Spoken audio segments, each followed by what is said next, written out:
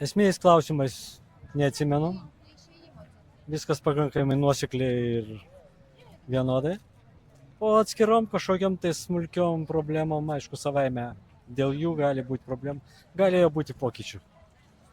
Tipo, vakar mėgau vienokius ledus, šiandien kitokius ir panašiai.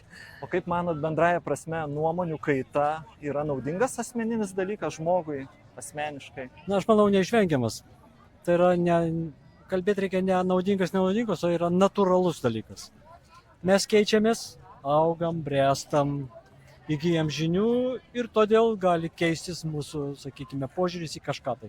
O kaip vertinat, kuomet žmonės įvairiais klausimais savo gyvenime, ar ten politinių pažiūrų, ar kitais klausimais pakeičia savo nuomonę visiškai kardinaliai? Labiau pozityviai vertinat ar ne? Normaliai, kaip sakiau, gyvenimas priverčia pamatyti kitų aspektų kažką tai ir pakeičia. Taip, yra tokių labai daug. Dėl to nereikėtų jaudintis. Blogai, kada žmogus neturi jokios nuomonės.